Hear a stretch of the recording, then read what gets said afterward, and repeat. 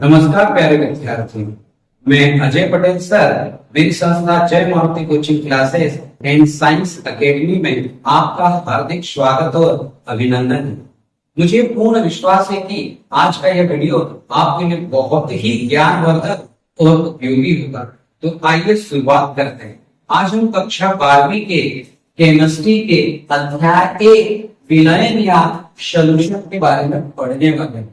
ये विलयन या सॉल्यूशन होता क्या है, इसको समझने के पहले हमें कुछ बातें पता होनी चाहिए। पहले हम उसके बारे में डिस्कस करते हैं, ठीक है।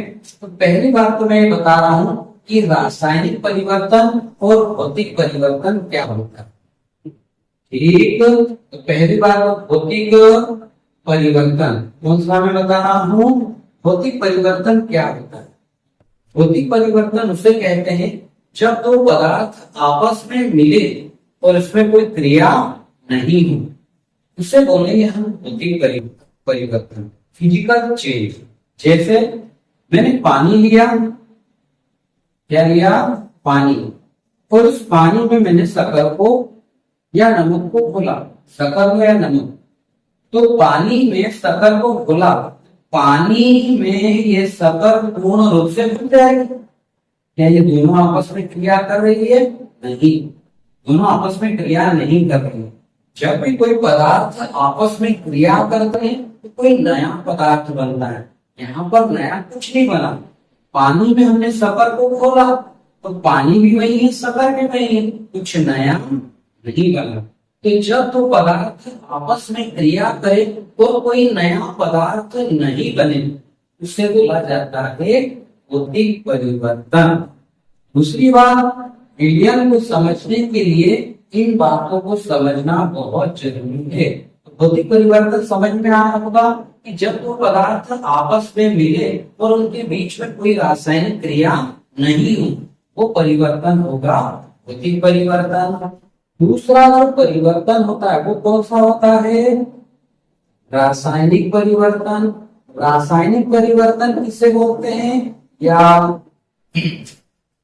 Chemical change, physical change, chemical change, ये दोनों क्या होते हैं। अब रासायनिक परिवर्तन की बात करते हैं। मैंने सबसे पहले लिया कार्बन। कार्बन में मैंने ऑक्सीजन को मिलाया तो जो नया पदार्थ बना वो कौन सा बना? CO2, carbon dioxide.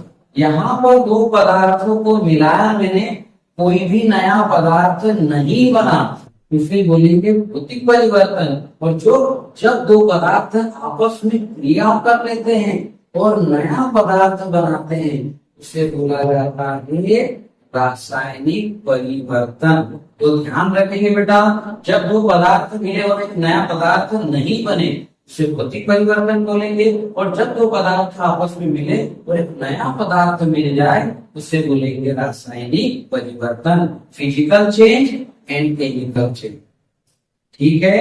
कुछ बातें और लेते हैं, जैसे हम मिश्रण के बारे में पढ़ते हैं। ये बातें सभी ध्यान रखेंगे, अभी आने वाली। अब हम पढ़ रहे हैं मिश्रण के बारे में। आखिर ये मिश्रण होता क्या है? तो ध्यान से देखेंगे मिश्रण क्या होता है।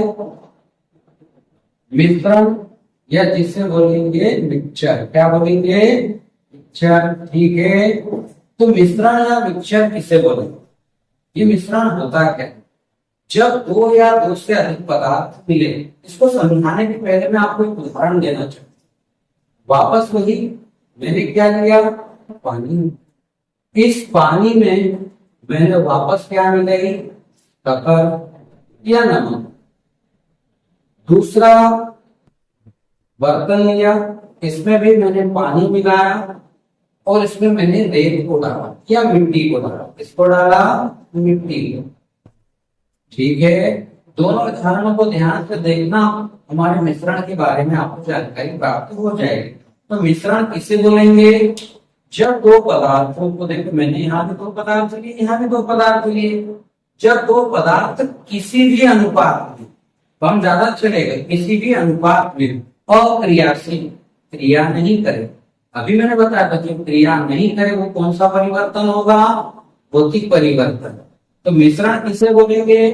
दो पदार्थ लिए किसी भी अनुपात में ले लें और आपस में क्रिया नहीं कर रहे हैं, आपस में क्रिया नहीं कर रहे हैं, तो जो नया पदार्थ बनेगा उसे ही हम बोलेंगे मिश्रण। क्या बोलेंगे? मिश्रण।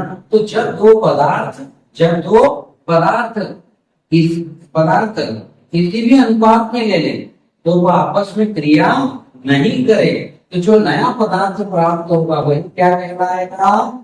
मिश्रण कहलाएगा। अब ये जो मिश्रण भी होते हैं वो दो प्रकार के होते हैं।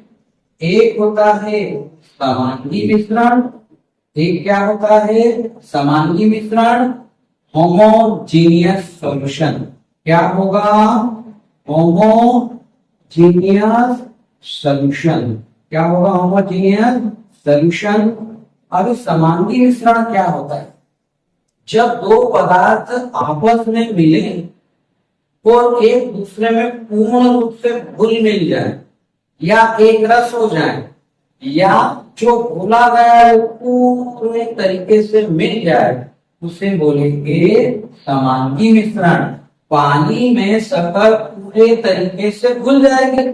क्या शक्कर ऐसी थोड़ी घुलेगी कि पानी यहाँ पर ज्यादा मीठा होगा, यहाँ पर फीका होगा, यहाँ शक्कर ही नहीं होगी? नहीं, वो पानी में जो शक्कर घुल रही है वो पूरे पानी को एक जैसा मीठा करेगी, उसे बोलेंगे हम समांगी मिश्रण या होमोजीनियस सॉल्यूशन। अगली बात बेटा, एक होता है विसमांगी मिश्रण। अब ये क्या होता है विसमांगी मिश्रण? जब दो पदार्थ आपस में मिले और पूर्ण रूप से मिश्रित नहीं हो, हम पानी में मिट्टी को मिलाएंगे तो पानी में कुछ मिट्टी घुल जाएगी और बहुत सारी मिट्टी उसकी पेंदी में आकर बैठ जाएगी। क्या इस पानी में ये जो मिट्टी है पूरी जगह बराबर मिलेगी? नहीं। जिस प्रकार से पानी शक्कर में सभी जगह बराबर मात्रा में घुला उस प्रकार से मिट्टी इस पानी में बराबर मात्रा में सभी जगह नहीं घुल पाएगी। तो जब कोई पदार्थ किसी में पूर्ण रूप से या अच्छी तरीके से मिल जाता है उसे बोलेंगे हम समांगी मिश्रण या होमोजीनियस सॉल्यूशन। और जब कोई पदार्थ किसी पदार्थ में पूर्ण रूप से नहीं मिले उसे बोलेंगे विसमांगी मिश्रण या हेट्रोजीनियस सॉल्यूशन। समझ में आया वो समांगी? जब कोई पदार्थ किसी में पूर्ण रूप से मिल जाए उसे समांगी बोलेंगे, और जब कोई पदार्थ किसी में पूर्ण रूप से नहीं मिले उसे क्या बोलेंगे? विसमांगी। दूसरी बात, इसको पहचानने का और भी तरीका है। समांगी में हम दोनों पदार्थों को अलग नहीं कर सकते सामान्य विधि से। करके बताओ, पानी से शक्कर को अलग सामान्य विधि से नहीं कर सकते। तो समांगी में हम पदार्थों को सामान्य विधि से अलग नहीं कर सकते, पर विसमांगी में हम पदार्थों को सामान्य विधि से अलग कर सकते हैं। जो रेत डाली वो तली में बैठ जाए हम आसानी से निकाल सकते। बहुत सारी तो नहीं निकलेगी पर कुछ तो निकलेगी, पर यहाँ पर पानी से शक्कर निकाल के बता सकते हैं? नहीं।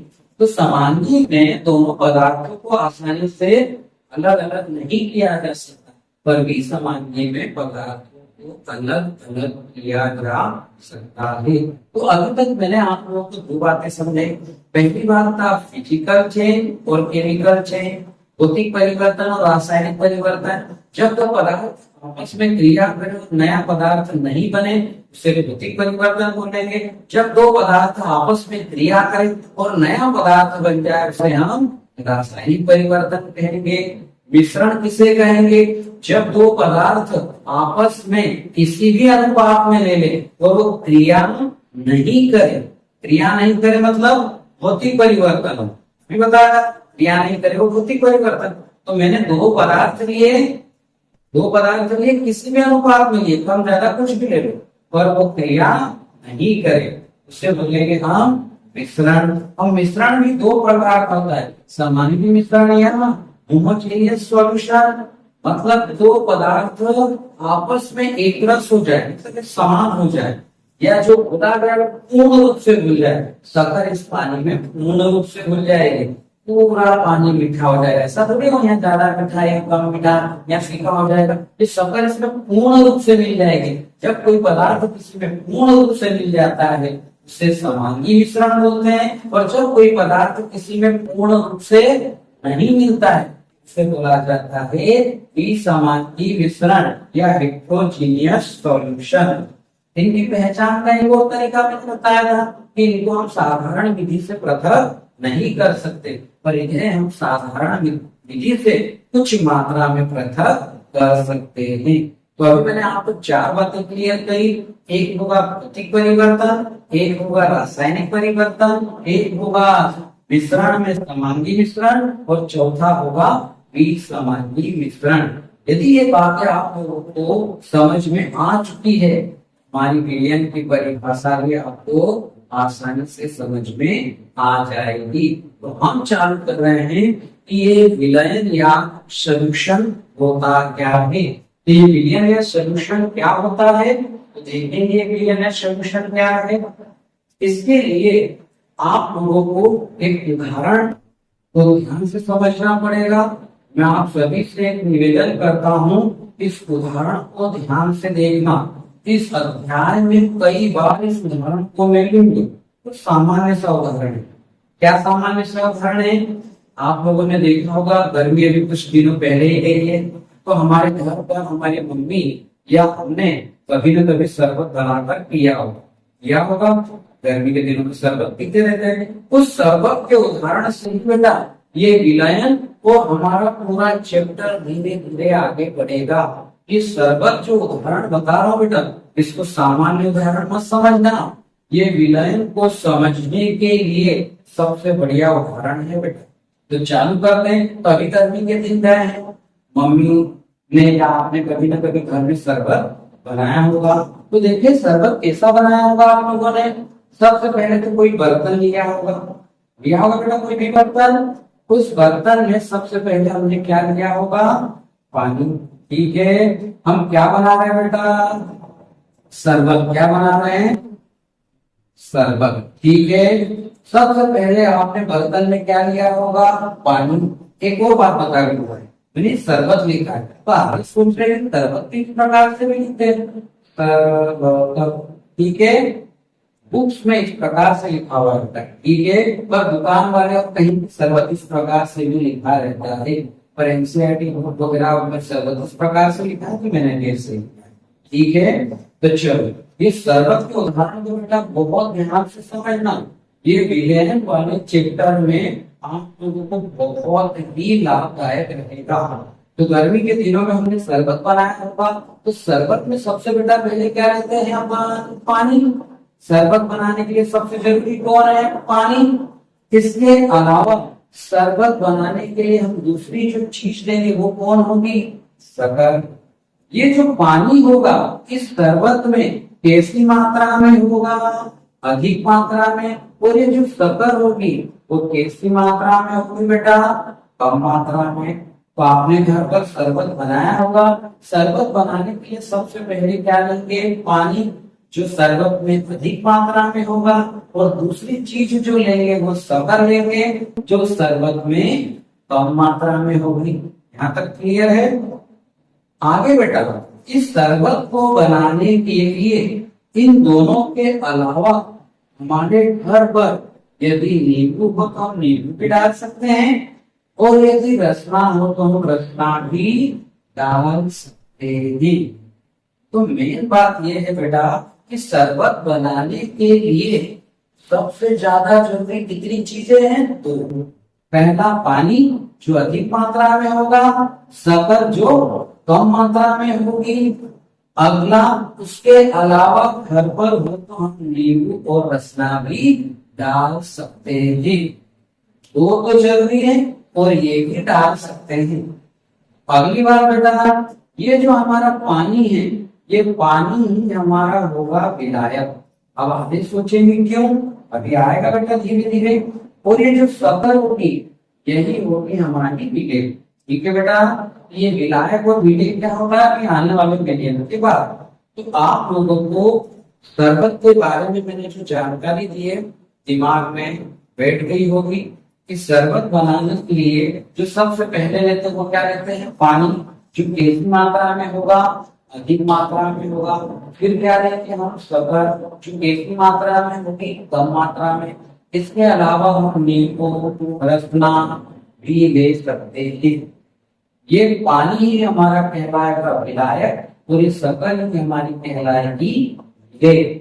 और ध्यान से समझना बेटा, विलयन की परिभाषा क्या होगी। तो मैं आप लोगों को बता रहा हूँ विलयन या संरक्षण होता क्या है। तो देखिए ये विलयन या संरक्षण क्या होता है। तो मैंने क्या लिखा, ध्यान से देखेंगे इसकी परिभाषा। तो दो या दो से अधिक, दो या दो से अधिक, ऐसा क्यों लिखा, शरबत को जरा ध्यान से देखेंगे। दो चीजें शरबत के लिए या दो से अधिक, तो मैंने क्या लिखा बेटा, दो या दो से अधिक। शुद्ध, सभी क्या होंगे, शुद्ध होगा, पानी शक्कर से शुद्ध होंगे। शुद्ध अक्रियाशील पदार्थों, अक्रियाशील पदार्थों, अक्रियाशील पदार्थों, ये सभी पदार्थ है। एक वर्ड आया अक्रियाशील, याद करो, इससे जस्ट पहले मैंने आपको बताया भौतिक परिवर्तन। कौन सा परिवर्तन, भौतिक परिवर्तन बेटा। भौतिक परिवर्तन किससे बोला था कि जब दो पदार्थ आपस में मिले और कोई भी नया पदार्थ नहीं बने। क्या कोई नया बन रहा है, कुछ भी नया नहीं बना। तो शरबत में पानी भी और शरबत में शक्कर भी, नया कुछ नहीं बना।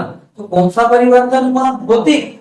भौतिक परिवर्तन के लिए ही मैंने कौन सा वर्ड यूज करा, अक्रियाशील। कौन सा वर्ड, अक्रियाशील। ये क्रिया नहीं कर रहे हैं, तो शरबत में पानी भी होगा, शरबत में शक्कर भी होगी, वो आपस में कोई क्रिया नहीं कर रहे, मतलब कौन सा परिवर्तन हुआ, भौतिक। और इस भौतिक परिवर्तन के लिए मैंने कौन सा वर्ड लिखा, अक्रियाशील। तो समझ में आया बेटा, विलयन या सॉल्यूशन की परिभाषा क्या होगी, दो या दो से अधिक। दिमाग में बैठा होगा, दो या दो से अधिक शुद्ध अक्रियाशील पदार्थ है। ये सब पदार्थ है और कैसे पदार्थ है, अक्रियाशील, आपस में कोई क्रिया नहीं करते। तो क्या बनी परिभाषा, दो या दो से अधिक शुद्ध अक्रियाशील पदार्थों। और ये पदार्थ अणु, परमाणु या आयन के रूप में हो सकता है। किसके रूप में हो सकते हैं पदार्थ, अणु, परमाणु या आयन के रूप में हो सकते हैं। तो क्या बनी परिभाषा बता बेटा, कि दो या दो से अधिक शुद्ध अक्रियाशील पदार्थों, अणु, परमाणु या आयन के समांगी मिश्रण, समांगी मिश्रण, ठीक, समांगी मिश्रण को ही विलयन कहते हैं। क्या कहते हैं बेटा, विलयन कहते हैं। तो विलयन की परिभाषा को समझने के लिए इसके उदाहरण पर ध्यान देना पड़ेगा। शरबत की दो या दो से अधिक शुद्ध अक्रियाशील पदार्थों, अणु या परमाणु या आयन के समांगी मिश्रण को ही विलयन कहते हैं। तो आगे पूछेंगे समांगी, जस्ट इससे पहले समझाया था बेटा, समांगी मतलब जो पदार्थ एक दूसरे में पूर्ण रूप से घुल मिल जाए। पानी के अंदर शक्कर या शक्कर के अंदर पानी पूर्ण रूप से घुल मिल जाएंगे, इसलिए कौन सा वर्ड लिखा, समांगी मिश्रण। तो क्या बोली बेटा परिभाषा, कि दो या दो से अधिक शुद्ध अक्रियाशील पदार्थों, अणु या परमाणु या आयन के समांगी मिश्रण को ही विलयन कहते हैं।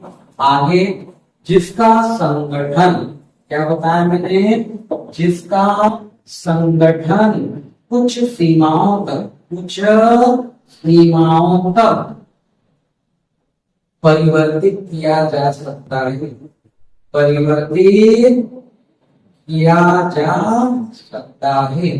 तो समझेंगे बेटा मैंने ऐसा क्यों लिखा, इसको समझने के लिए, इस लाइन को समझने के लिए पहले इधर देखो। मानो हमने शरबत बनाया, मेरे शरबत बना, मानो वो शरबत मीठा हो गया। क्या हो गया, मीठा, क्योंकि उसमें थोड़ा सा पानी मिला रहे, तो जो मीठा है वो कम हो जाएगा, नॉर्मल हो जाएगा। थोड़ा सा पानी मिलाएं। यदि एक चीज शरबत फीका रह जाता है, हम उसमें थोड़ी सा गर्म मिला रहे हैं। तो मीठा बना तो थोड़ा पानी मिलाएंगे, और फीका बना तो थोड़ी सा गर्म मिलाएंगे, थोड़ा थोड़ा सा चेंज हो जाएगा। तो देखो इस वर्ड को, जिसका संगठन, संगठन का मतलब जिससे मिलकर बना है, किससे मिलकर बना है, पानी और शक्कर से कुछ सीमाओं तक परिवर्तित किया जा सकता है। मतलब हम शक्कर और पानी को कुछ सीमा तक परिवर्तित कर सकते हैं। मीठा होने पर थोड़ा पानी डाल देंगे, फीका होने पर थोड़ा सा शक्कर डाल देंगे। आगे लिख रहा है बेटा, विलयन में दो घटक होते हैं। विलयन में दो घटक होते हैं। पहला जो घटक होगा वो कौन सा होगा बेटा, विलायक। अभी मैंने बोला था इस पानी का नाम क्या होगा, विलायक। और ऐसा क्यों, अभी बताता हूँ। दूसरी चीज कौन होगी बेटा, शक्कर। और इस शक्कर का नाम ही क्या होगा, विलय। तो क्या लिखा, विलयन में दो घटक होते हैं, नंबर एक विलायक और नंबर दो विलय। तो क्या मैं बेटा ऐसा लिख सकता हूँ कि विलयन बराबर विलायक धन विलय।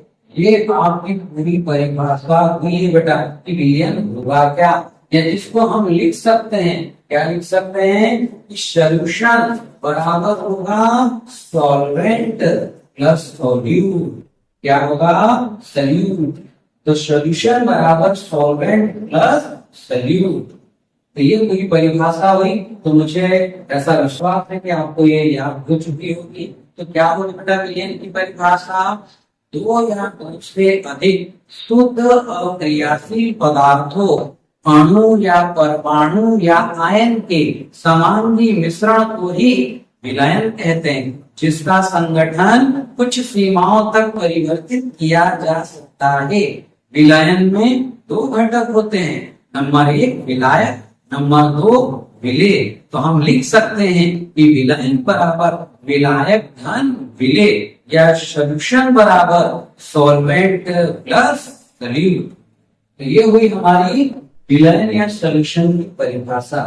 तो अभी आप लोगों को मैंने बताया था कि आपके दिमाग में ये आ रहा होगा कि पानी को विलायक क्यों कहा और शक्कर को विलय क्यों कहा।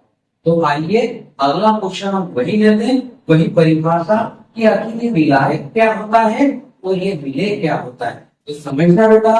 तो आप लोगों को सबसे पहले मैंने विलयन या सॉल्यूशन की परिभाषा बताई।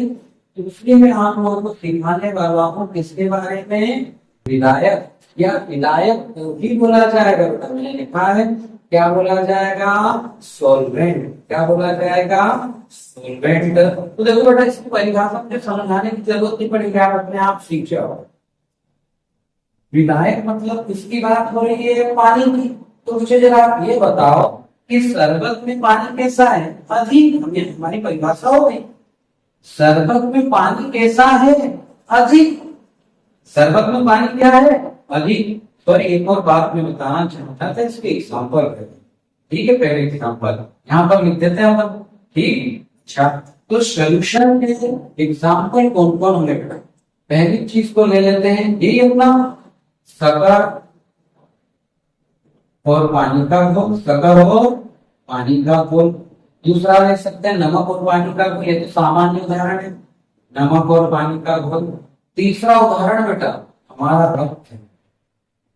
हमारा जो रक्त है वो भी एक विलयन है। और सोचिए विलयन कैसा है सर, आप लोगों ने पढ़ा होगा कि विलयन में कितनी है, सॉरी रक्त में कितनी चीजें होती है, चार। एक तो मेन होता है कौन, आरबीसी, डब्ल्यूबीसी, ये दो मेन है, दो या उससे अधिक। हमारे रक्त में सबसे जरूरी चीजें कौन है, आरबीसी और डब्ल्यूबीसी। इसके अलावा विभिन्न प्लाज्मा, प्लेटलेट्स वगैरह भी रहते हैं। तो रक्त भी क्या होगा हमारा, विलयन। अगला लेते हैं सोडा वाटर। अब आगे बोलेंगे सोडा वाटर क्या है, मृदु पेय।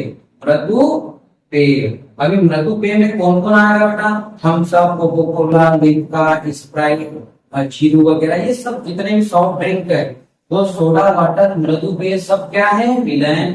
अब आते बोलेंगे सब विलयन कैसे, याद करो दो या उससे अधिक। हम लोगों ने सोडा वाटर की बोतल या थम्स अप, स्प्राइट वगैरह पी होगी, तो उस बोतल में सबसे ज्यादा क्या रहता है, पानी। क्या रहता है सबसे ज्यादा, पानी। और उसके अंदर कौन घुला रहता है, CO2 गैस। देखा होगा उस बोतल को मिलाते हैं तो झाग के रूप में CO2 गैस बाहर निकलती है। तो मेन उसमें कौन घुला होगा है अपना पानी, उसके अंदर दूसरी चीज कौन है, CO2 कार्बन डाइऑक्साइड, दो पदार्थ, और उसके अलावा उसमें केमिकल डला हुआ है। तो दो या दो से अधिक, तो हमारा सफर और पानी भी क्या होता है, विलयन। नमक और पानी भी क्या होता है, विलयन। रक्त में क्या होता है, विलयन। सोडा वाटर या मृदु में भी क्या होता है, तो विलयन। और एक बात और बता देता हूँ, क्लियर है, हमारा जो मूत्र है या पेशाब है वो भी होगा एक विलयन बेटा। अब आगे सोचिए कैसे, हमारे मूत्र में सबसे ज्यादा 95% पानी होता है, इसके अलावा लगभग 3 से 4% यूरिया होती है। पानी के अलावा क्या होता है, यूरिया। और उसके अलावा लगभग 21 से 22 प्रकार के तत्व हमारे मूत्र में होते हैं। तो मेन कितनी चीजें हैं, तो एक तो पानी और एक यूरिया।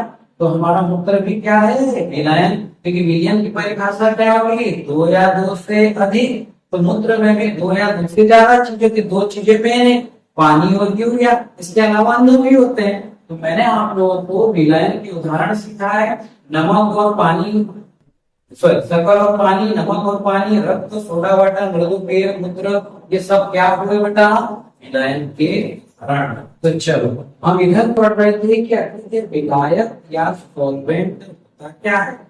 तो सुनना बेटा, इस शरबत में पानी कैसी मात्रा में है बेटा, अधिक मात्रा में।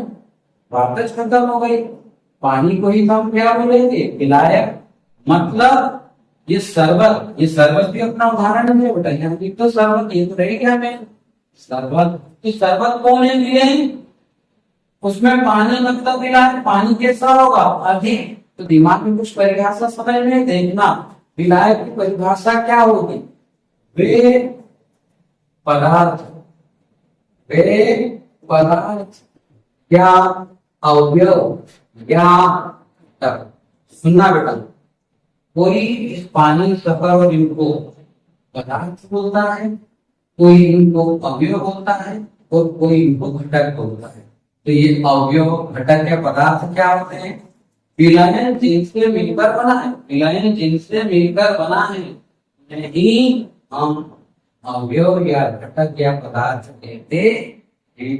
तो चलो आ जाओ, विलयन की परिभाषा क्या होगी बेटा, वे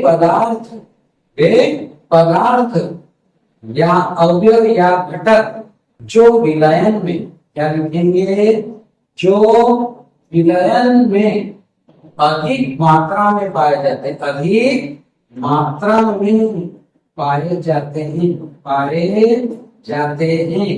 विलायक कहलाते हैं। क्या कहलाते हैं बेटा, विलायक कहलाते हैं। तो देखना, अगली परिभाषा अभी बता दोगे कि मैं आपसे कुछ छुट्टी विलय की परिभाषा बताऊं।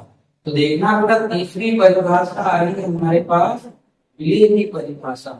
आपको केवल एक वर्ड चेंज करना है। हमारे शरबत में पानी कैसा था, अधिक था। तो परिभाषा क्या बनी, वे पदार्थ या अवयव या घटक जो विलयन में अधिक मात्रा में पाए जाते हैं, विलायक कहलाते हैं। तो हम विलय पढ़ रहे, तो शक्कर कैसी होगी, कम। तो कितना वर्ड चेंज करना है, केवल एक वर्ड। जहां अधिक था वहां कम आ जाएगा, और जहां विलायक था वहां पर विलय आ जाएगा। तो बताएं बेटा, विलय की परिभाषा क्या होगी, विलय की परिभाषा होगी कि वे पदार्थ जो विलयन में कम मात्रा में पाए जाते हैं उन्हें हम विलय कहेंगे।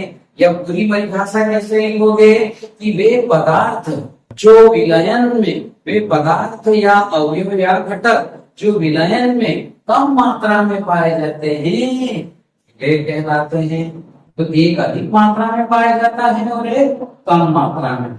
बहुत सारे टीचर बेटा यही बताएंगे कि जो अधिक मात्रा में वो विलायक होगा, जो कम मात्रा में है ये विलय होगा। पर कहीं कहीं पर बेटा विलायक कम मात्रा में भी होता है और विलय अधिक मात्रा में भी होता है। तो ये परिभाषा जो थी ना बेटा, लोअर क्लासेस के लिए थी, पर अपर क्लासेस के लिए इनको इस प्रकार से बोला जाता है बेटा। तो ध्यान से सुनना, इसकी दूसरी परिभाषा अपर क्लासेस के लिए ये परिभाषा मान्य है बेटा। ये जरूरी अपन बोलते हैं कि विलायक अधिक मात्रा में होता है, विलेय कम मात्रा में, पर अपर क्लासेस में बेटा ऐसा नहीं होता है। जरूरी है कि विलायक अधिक ही हो, कभी कभी कम भी हो सकता है। तो कैसे पहचानेंगे कि विलायक या विलेय को? इसकी एक और परिभाषा है, ध्यान से समझना। हम पढ़ रहे हैं विलायक या पानी के बारे में। विलायक या पानी, विलायक या पानी। तो पानी क्या करता है? इस सफर को बोलता है, समझना बात। पानी इस सफर को बोलता है, मतलब विलायक विलेय को बोलता है। तो क्या बनेगी परिभाषा? विलायक क्या करता है? विलेय को बोलता है। तो देखो परिभाषा क्या बनेगी? वे, है ना, वे पदार्थ, क्या लिखेंगे अपन? वे पदार्थ या घटक या अवयव, तीनों वर्ड लिख देते हैं अपन। तो क्या लिखेंगे? वे पदार्थ जो विलायक में, वे पदार्थ, अपन विलायक पढ़ेंगे इसको, तो वे पदार्थ या घटक या अवयव, है ना, जो विलेय को वितरित करते हैं, वितरित करते हैं। अब आधे सोचेंगे वितरित करना क्या हो गया बेटा? बोलना, बोलना। वितरित करते हैं मतलब बोलते हैं, वितरित करते हैं मतलब बोलते हैं। तो हम क्या बोलेंगे? विलायक, क्योंकि विलायक या पानी सफर को क्या कर रहा है बेटा? बोल रहा है। फिर एक बार हम किसके बारे में पढ़ रहे हैं? विलायक तो पानी, तो पानी सफर को क्या करेगा? बोलेगा, मतलब विलायक इस विलेय को बोलेगा। तो दूसरी परिभाषा क्या होगी? वे पदार्थ या घटक या अवयव जो विलेय को वितरित करते हैं या बोलते हैं, तो क्या कहलाएंगे? विलायक कहलाएंगे। अगली बात बेटा, विलेय की दूसरी परिभाषा पहले जो समझ गए थे ना, यहीं पर मैंने लिखी नहीं है। क्या बनेगी विलेय की परिभाषा?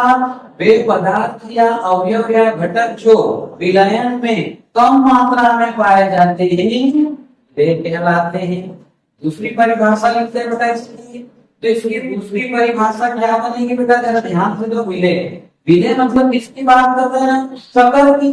तो सकर किसमें जाके घुलेगी? पानी में। सकर किसमें जाकर घुलेगी? पानी में। मतलब विलेय कहाँ जाकर घुलेगा? विलायक में। तो क्या परिभाषा बनेगी बेटा? ध्यान से समझना। वे पदार्थ, वे पदार्थ या घटक या अवयव जो विलायक में वितरित होते हैं, विलायक में वितरित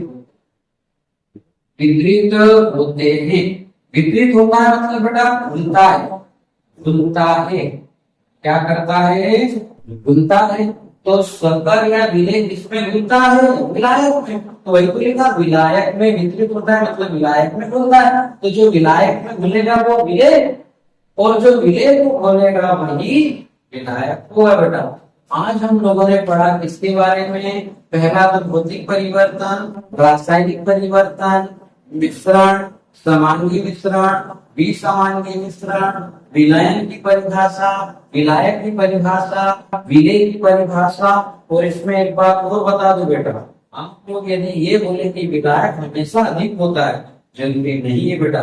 विलेय हमेशा अधिक होता है ऐसा नहीं है। अपर क्लासों में विलायक भी हो सकता है। इसकी मेन परिभाषा क्या होगी बेटा? जो विलेय को बोलता है, जो विलेय को बोलता है उसे विलायक बोलते हैं, और जो विलायक में बोलता है उसे विलेय बोलते हैं। मेन परिभाषा ये होती है। तो अभी तक जो पढ़ा अपन ने बेटा, इसको एक बार रिवाइज करते हैं और आज की वीडियो को यही समाप्त करेंगे। तो सबसे पहले तो क्या आया? विलयन या सॉल्यूशन। तो क्या होगा बेटा विलयन या सॉल्यूशन? कि दो या दो से अधिक शुद्ध अक्रियाशील पदार्थों, अणु या परमाणु या आयन के समांगी मिश्रण को ही विलयन कहते हैं, जिसका संगठन कुछ सीमाओं तक परिवर्तित किया जा सकता है।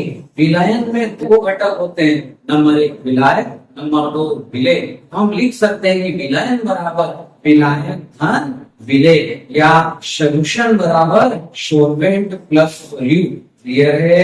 अगली परिभाषा है थी हमारे पास इसके एग्जाम्पल। तो एग्जाम्पल क्या होंगे? शक्कर और पानी का मिश्रण, नमक और पानी का रक्त, सोडा वाटर या मृदु पेय, मूत्र, शरबत, ये सब किसके एग्जाम्पल होंगे बेटा?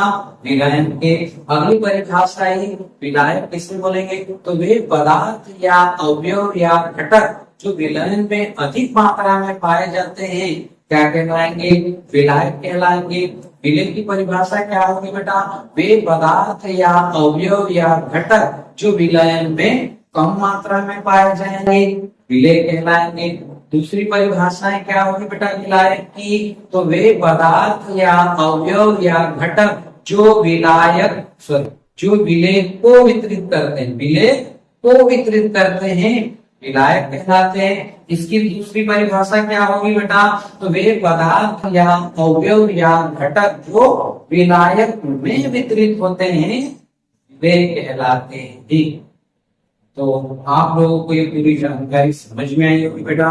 इस वीडियो को अपने दोस्तों को शेयर जरूर करें, है ना। और यदि ऑफलाइन आप पढ़ना चाहते हैं तो कोचिंग चालू है, 10 में आप आ सकते हैं। आपका बहुत बहुत धन्यवाद।